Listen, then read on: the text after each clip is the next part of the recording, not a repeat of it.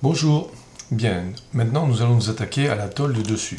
La tôle du dessus, c'est une tôle qui fait 20 mm d'épaisseur et 2 mètres de largeur. Pourquoi 2 mètres? Parce qu'en fait, les fournitures de tôle dans ces longueurs, enfin dans ces épaisseurs-là, ça se trouve pas forcément sous le sabot d'un cheval, donc il faut rester dans des dimensions les plus standards possibles, sinon on a du mal à s'approvisionner.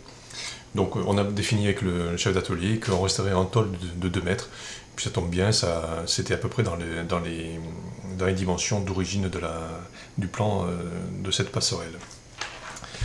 Donc, comment dessiner cette tôle? Vous remarquerez qu'elle a un pliage, qu'elle est pliée et qu'elle respecte une certaine pente, même si ça ne se voit pas ici, mais je le sais, c'est 5%. Autrement dit, quand je parcours 100 en ligne droite, je descends de 5 et ça donne ma pente de 5%.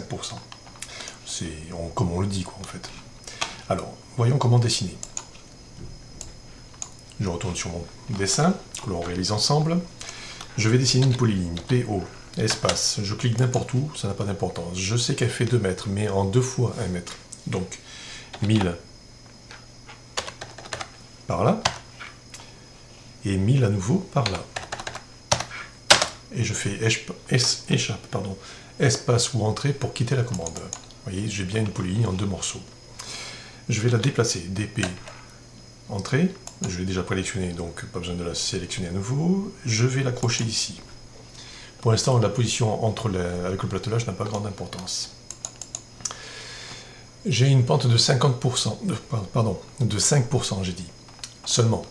Puisque là, ma tôle fait 1000, ça fait 10 fois plus, donc 50. Alors, que je descende par là de 50, ou que je monte ici de 50, c'est la même chose. Donc, le plus simple, c'est de monter par le milieu de 50. C'est une tôle qui fait 20 mm d'épaisseur, ça fait quand même conséquent, hein. À plier, c'est pas évident, il faut quand même avoir les bonnes machines pour ça. Alors, on va affecter cette ligne à l'axe, et on va considérer qu'on travaille à l'axe. À l'axe, la tôle est censée ne pas prendre ne pas se déformer. On appelle ça aussi la fibre neutre.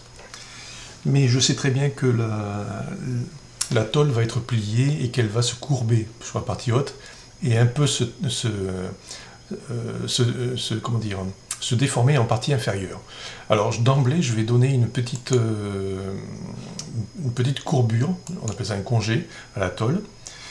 Il me dit dans les options pour le congé, donnez-moi le rayon. Je vais lui dire rayon et je vais lui dire 10. C'était le rayon qui était par défaut, mais je le précise pour vous montrer la procédure.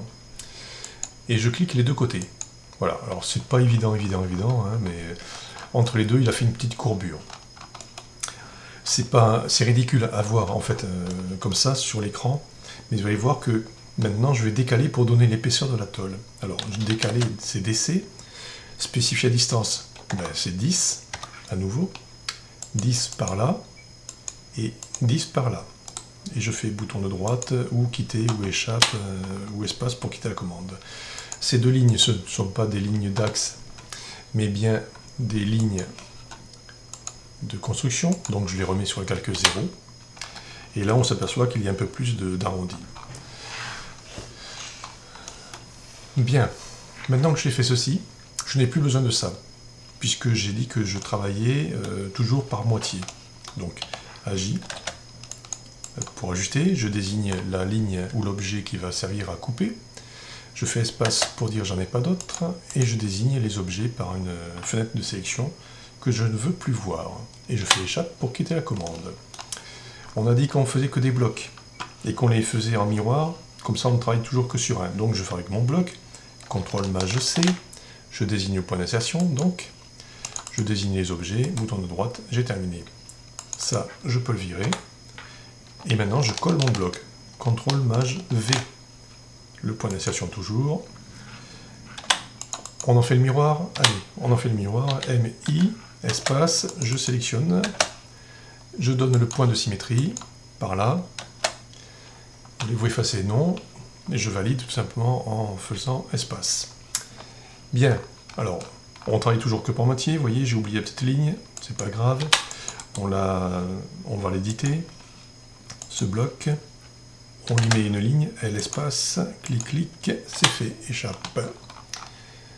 Bouton de droite, fermer le composant en enregistrant. Voilà. Maintenant, elle est dessinée.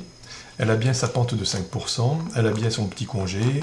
C'est bien en fait deux petits morceaux qui me permettront de toujours répercuter ce qui se passe de l'un dans l'autre. Donc, en théorie, je devrais faire moitié moins de travail.